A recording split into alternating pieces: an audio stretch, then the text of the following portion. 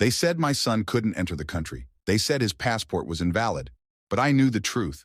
Someone didn't want him to come home. The day the airport called. For 20 long years, I waited to hear my son say one word again. Dad. He left when he was only 19. Angry, stubborn, and full of dreams bigger than this small town could hold. He boarded a plane and disappeared into another life. I told him he'd always have a home here. But he never called, no birthday messages, no letters, nothing but silence. Every night I sat on the porch with one extra cup of tea beside me. Just in case he walked back through the gate, people said, move on, forget him. But how does a father forget his own child? Then one morning, everything changed. My phone rang, a strange number. Is this Mr. Carter? The voice asked. Yes? This is the U.S. Immigration Office. Your son attempted to enter the country, but his passport has been canceled. My heart froze. He's alive. Yes, sir, but he was denied entry. He asked us to call you. I didn't know whether to cry or scream. After 20 years, my boy was finally coming home, and something or someone was stopping him. I asked where he was. He's being held at Gate 47, JFK Airport, New York. I dropped the phone. My hands shook uncontrollably. My son was so close, and yet still locked away behind another wall. I rushed to the airport. My old body didn't move like it used to, but nothing could stop me. Not age, not pain, not time. I reached the terminal breathless. I saw officers, bright lights, crowds. Then I saw him, a grown man, beard, tired eyes. But even beneath those 20 years of hard life, I saw my boy. He turned, his lips trembled, his eyes filled. Dad? My knees almost gave out. I wanted to hug him, scream, cry, but something was wrong. 2 officers stepped between us. Sir, you can't approach. His entry is denied. My son begged, please, just let me hug my father. I stared at the officer with tears burning my eyes. What's happening? Why is his passport canceled? The officer looked away. There's a flag on his name. Someone reported him. Someone doesn't want him back. My son reached out to me, but chains stopped him. And in that moment, I realized he didn't just return. He escaped something, someone who is still watching. I waited 20 years to see my son again. But after 1 minute with him, I knew I might lose him forever. They finally let my son walk beside me. But the moment we stepped out of the airport, I realized we were being watched. For 20 years, I dreamed of this moment, my son walking next to me again. But instead of joy, all I felt was fear. The officers released him after hours of questioning, but only on one condition. He must remain under observation until we verify his identity. Identity? He was my son. I didn't need a test for that. He walked slowly like a man carrying invisible weight. His clothes were wrinkled, his face pale, and his eyes carried stories darker than any I was ready to hear. I placed my hand on his shoulder. Son, what happened to you? He didn't answer, not at first. He just whispered, Dad, someone doesn't want me back here, someone powerful. We left the terminal and headed toward the parking area. That's when I noticed him, a man in a black coat, standing still, not walking, not talking, only watching us. At first, I thought my mind was playing tricks on me.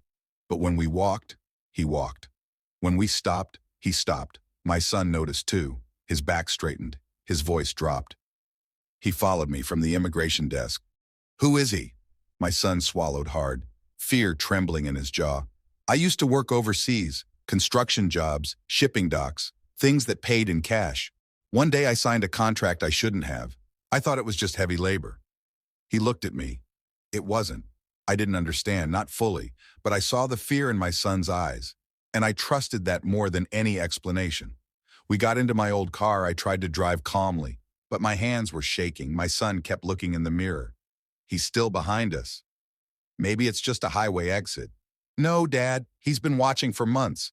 They only canceled my passport when I tried to escape them. Them, not him. Whoever they weren't done. We reached a red light. The black car behind us stopped too. My son grabbed my wrist. Dad, if something happens to me, don't trust anyone, not even... A horn blared behind us. The light turned green. The mysterious car didn't move. It just sat there, watching. Then it slowly turned away into another street and vanished, but the chill remained in my bones. I had waited 20 years to get my son back. Now I wondered if I had just brought danger home with him. He escaped them once. But what if they came for both of us next? They didn't just cancel my son's passport. They erased his past and rewrote his identity. We reached home just before sunset. For a moment, It felt unreal. My son walked through the doorway like someone stepping into a memory he no longer believed in. His mother's photo still hung above the bookshelf. He stopped when he saw it. His eyes filled, quietly, painfully. "She waited for you," I whispered. He nodded. "I know. I tried to come home, Dad. I really tried." We sat at the old dining table, the same one he once did homework on. And finally, he told me the truth. 5 years ago, I signed a job contract overseas, good pay, no questions. They took our passports for processing. We were told it was standard. He paused. That was the last day I held my passport. My chest tightened. What kind of job was it? Loading shipping containers. At first. At first? He looked at me. And in that moment, he wasn't just my son. He was a man who had survived things I couldn't imagine. One night I saw what was inside the containers. Not tools, not supplies. People, Dad, mostly from poor villages. They were being moved like cargo. My blood froze. I reported it to a supervisor. He swallowed. And that's when everything changed. His passport expired. His work permit vanished. Every document erased. He wasn't detained in a prison. He was detained by paperwork manipulation. No identity meant no travel. No travel meant no escape. "Why didn't you call me?" I asked quietly, heartbreaking. I did. They listened, every call, every message. If I said the wrong thing, someone disappeared the next morning. "What about the man in the airport?" I asked. "He's not alone. He's just the watcher. They thought I'd stay trapped, but when I stole a fake ID and reached the embassy..." He looked at me, guilt in his voice. "They punished you instead." My passport was flagged, reported stolen, even though it was in my pocket. "They wanted you scared, Dad." The room felt colder. Every sound in the house suddenly felt louder. The wind against the window, the ticking clock, the distant siren. Someone had erased my son's identity. Now they were trying to erase his return. "I need to go to the police," I said firmly. He shook his head violently. "Dad, you don't understand. This isn't just criminals. This is a network. Security companies, border officials, politicians. If we go to the wrong person..." He didn't finish. He didn't need to. The doorbell rang, once slow, heavy. We stared at each other. No one knew my son was home. No one, except the people who wanted to keep him gone. When I opened the door, the man standing outside didn't look like a threat. But the words he said changed everything. When I opened the door, I didn't see a threat. I saw a man who already knew everything about us, including the part we never said aloud. The door swung open slowly. A man stood on the porch, mid-50s, neatly dressed, calm eyes behind thin glasses. He didn't look dangerous. He looked prepared. "Mr. Harris?" he asked politely. I nodded. He smiled gently. "Then I believe your son is home." My blood turned cold. I didn't answer, but my silence answered for me.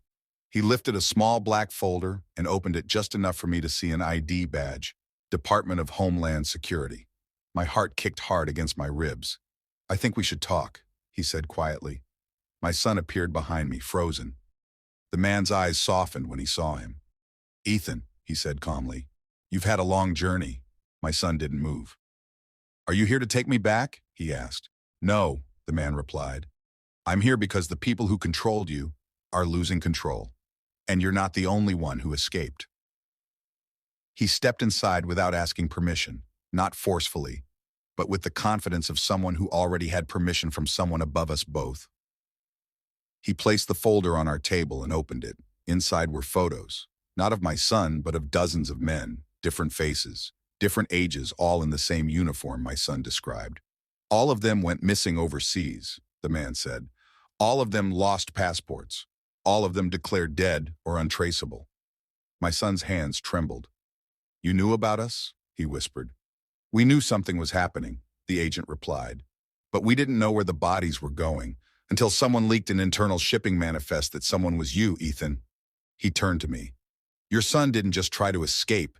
He exposed an international trafficking network disguised as a labor program." I stared, stunned. "My file was flagged because I talked too much," my son said slowly. "Wasn't it?" The man nodded. "They didn't just cancel your passport, Ethan. They tried to erase you from every database we have." "Why not arrest them?" I demanded. The agent sighed. "Because the moment we try, someone with more power blocks the order." He looked at both of us, and for the first time I saw the exhaustion in his eyes. I'm not here on record. If anyone asks, we never met. But your son is not safe, and neither are you. He placed a USB drive on the table. Everything we have, every file, every body, every name, is on that drive. Why give it to us, I asked. He glanced toward the window, as if expecting someone watching. Because you've already survived what we couldn't prevent, and because... He paused. Because someone inside your own family helped cover it up. Silence fell like a hammer. I felt my breath lock in my throat. My son looked at me, terrified. Dad, what does he mean? But I already knew. I just didn't want to believe it. The truth wasn't hiding overseas. It was hiding inside our own bloodline. I always feared the world would take my son from me. I never imagined the person responsible was someone who once held him as a baby.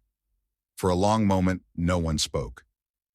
The USB drive on the table suddenly felt radioactive, as if touching it would burn the truth into our flesh. My son was the first to break the silence. Dad, what is he talking about? I swallowed hard. There's only one person who could have access to our records, I whispered. Someone who worked inside the system. The agent nodded slowly. Your brother, Daniel Harris. My throat tightened. My brother, my own flesh and blood. He was the one who got Ethan his first travel clearance. He was the one who told us, don't worry, I'll handle the paperwork. And when Ethan disappeared, he was the first to say, there's nothing I can do. Ethan stepped back, eyes wide, shaking his head in disbelief. Uncle Dan? He watched Mom cry every night. He looked me in the eyes before I left. The agent passed me a printed document. At the top was an authorization signature, Daniel Harris, International Clearance Division below it. Export log, Human Labor Transfer Program. Ethan stared at it like it was a knife. He signed me away. He signed hundreds away, the agent said quietly. My legs gave out and I fell into the nearest chair. I kept replaying memories in my head. Daniel teasing Ethan at family dinners, Daniel giving him birthday presents. Daniel hugging me the night we thought Ethan died. All fake, all staged. Why? I whispered. The agent didn't sugarcoat it. Money, connections, promises of power. The people behind this program reward loyalty and remove anyone who asks questions. Ethan slammed his fists on the table. He knew what they were doing to us. The agent nodded. And now that you escaped, he's the one they will send to finish the job. Suddenly, a sound echoed from outside, a car engine slowing near the house. The agent stiffened, hand moving toward his jacket. Was anyone else expecting company? I shook my head. Ethan moved to the window and peeked through the blinds, his face drained of color. It's him. A dark SUV parked across the street. The back door opened, and my brother stepped out, wearing a suit, calm as ever, like he was just here for Sunday dinner. But there was something different. His eyes were cold, unrecognizable. He walked toward our door with confident, measured steps. No hesitation, no guilt, just purpose. The agent whispered sharply, "Do not open that door." But we all knew something. Daniel wasn't here to talk. He was here to finish what he started 20 years ago. He didn't come to explain. He came to erase the last witness. The man at my door once tucked my son into bed. Now he was here to finish the job he started 20 years ago. Daniel stopped right in front of the house. He didn't knock. He just smiled. That same warm, practiced smile I'd seen all my life, only now behind it was a monster. The agent moved first. He motioned silently, telling us to stay back. He stepped to the door, gun hidden behind his jacket.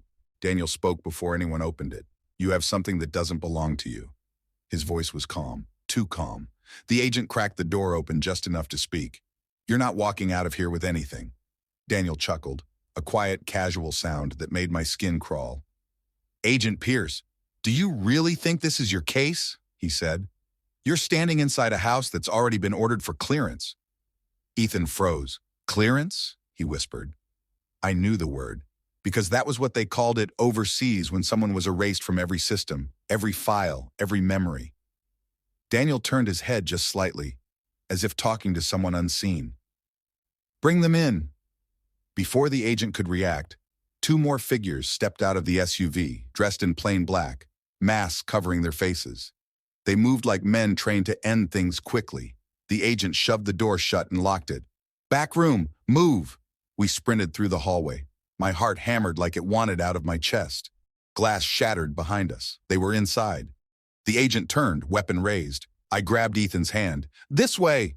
We rushed into the basement, the one place I never thought I'd run for safety. The agent threw the steel latch down and braced the door with his shoulder. We heard footsteps above. Slow. Deliberate. Daniel's voice echoed through the house. You can't run from family, the agent whispered sharply. There's a back exit, go. Now. Ethan shook his head. I won't leave you. No, the agent snapped. I swore to protect you. Go. I pulled my son toward the old cellar hatch. We escaped into the night, crawling into the neighbor's yard. Just as we reached the street, boom, the basement shook behind us. A flash of fire burst through the small windows. The agent was gone.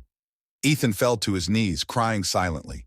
I looked back just in time to see Daniel stepping out of the burning house, untouched, unbothered, watching us disappear through the shadows, not chasing, not yelling, just smiling, because he knew something we didn't. This wasn't over. It was just beginning. My brother didn't fail tonight. He marked us. And now we know the truth. The most dangerous enemies are the ones who share your blood. If you want to know what happens next, like, subscribe, and wait for story 2. The family who never existed. Because sometimes, the people you trust most are the ones who sold you first.